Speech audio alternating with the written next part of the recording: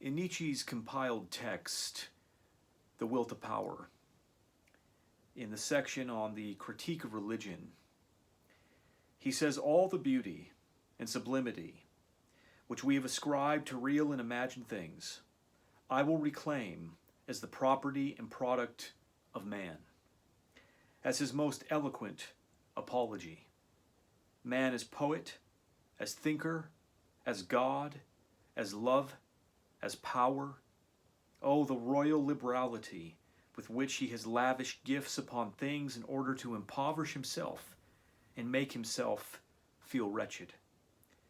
His greatest feat of selflessness has been that he admired and worshipped and knew how to conceal from himself that it was he who had created what he admired.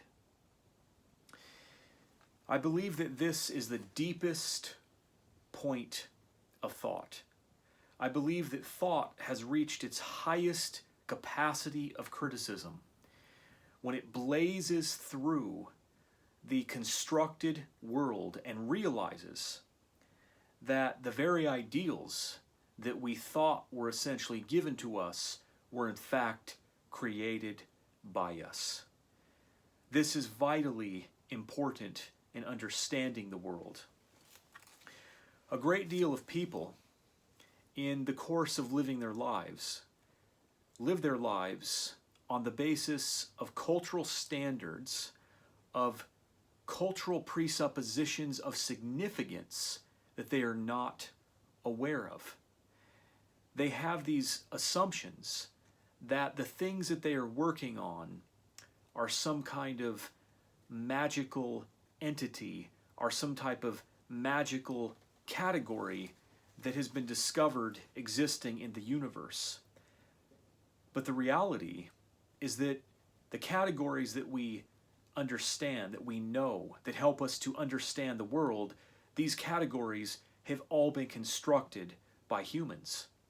Now, of course, these categories have been constructed in very much a subconscious way as humanity has developed through a line of history.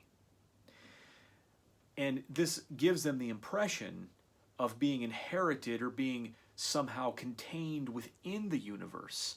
But the reality is that we humans make up the social world. We make up the constructs, even the greatest constructs that we admire, such as the concept of God. The concept of God is not something that man discovered, it is something that man created. Now, one of the problems that I have had in the course of explaining humanism is that individuals seem to think that I mean something very shallow by humanism, that I am merely talking about a contemporary ideology. They don't understand that the notion of humanism that I am talking about is derived from a critical mindset, a critical thought that has peered through the constructs of culture. When we get to the very bottom of things, take any critical philosophy, any critical modality, and that modality will deconstruct and break apart the conceptual world. Eventually, where every philosophy leads to is the reality that humans have constructed the world in which they live.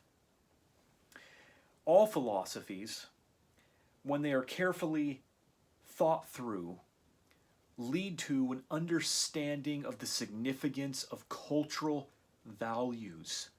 This is where Nietzsche ended, not because it's where he wanted to end, but because he saw that this was the fulcrum of power within the context of society.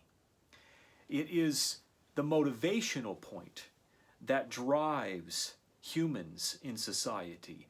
It's the point that has the power to capture their belief and inspire their activity and alter and direct the course of society.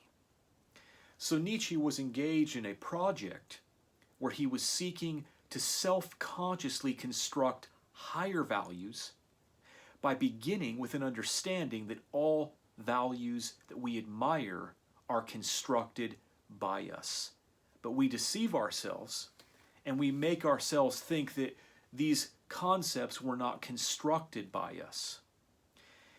Nietzsche tries to get to a point where he understands that we have constructed the world and that we need to move on from this point of construction to create more intelligent values, that there is no other pathway forward, that we either submit and surrender to subconscious values, to values that were largely created by psychological fears to make us feel comfortable, to make us feel safe, or we use intelligence, we use reason, we use our experience to try to construct more intelligent values that create better rituals, that create more intelligent humans. Now, when I talk about humanism, I am referring to, first of all, this epistemological and existential understanding, this consciousness that Nietzsche had, that we understand that all of our critical thought, all critical philosophy leads to a breaking point, to the point that we realize the values that we embrace are constructed by us. And so the idea of embracing humanism within this context is that humanism is a value system that has arrived through the course and development of history, and it essentially solves the dilemma or the problem that Nietzsche faced, that everybody faces once they deconstruct the world. And that dilemma and that problem is that we have to figure out what intelligent values we want to bring into the world and cultivate. Humanism has already done this. It has already brought forth a structure of self-conscious values. The challenge is simply to implement these values in culture. So the embrace of humanism is an embrace of humanism at the primitive level, an understanding that there's no point in reinventing the wheel, that humanism already contains a great deal of the intelligent values that we are seeking, the values that we are seeking to cultivate in societies to bring about better humans and better social conditions. Humanism already contains these values. And so the question that we face, the dilemma that we face, is simply how to implement these values. So the criticisms that I have received, the objections that I have received about my explanation of humanism is that it's somehow simplistic, that it somehow is just rehashing what other people have rehashed, but this is not the case. Because what I am talking about is a humanism that is conscious that all critical thought leads to a self-conscious point of the necessity of the construction of human values, that the values we admire are created by us. And this gives us the power to assert humanist values the same way that Christians asserted Christian values, or Muslims assert Muslim values. We're allowed to do this because that is essentially the epistemological, the socialization process of values in the world. They are declared, they are asserted, they are defended as being important to the stability of society. Eventually, other people come along and they defend those values and they uphold those values because they find that those values increase the quality and stability and safety of their lives. And this is what humanist values do. Human rights, the universal declaration of human rights. So an appeal to humanism is not a shallow appeal to a trendy philosophy that took place at a limited time in history.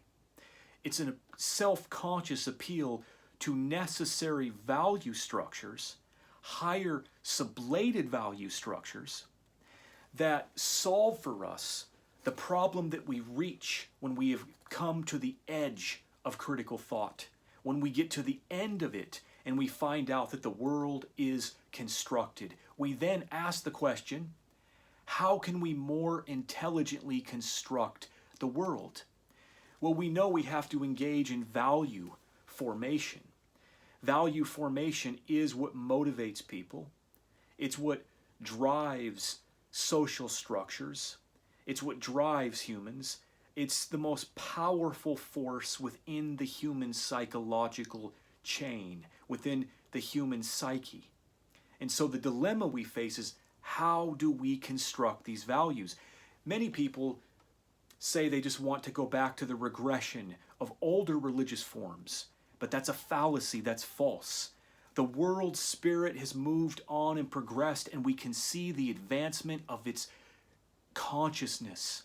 We can see that it has developed and given us higher sublated values in the form of humanism, in the form of human rights. And so humanism solves for us this crucial dilemma of how to build a better world. When we get to the end of deconstructing, we must begin the process of constructing. And so the question is, what is the project that we are going to engage in? Are we going to engage in the project of reviving archaic religions? Are we going to engage in the necessary project of humanism, which is to understand and embrace higher sublated civil social values that will bring a greater order, a greater civility, and a greater intelligence to humanity?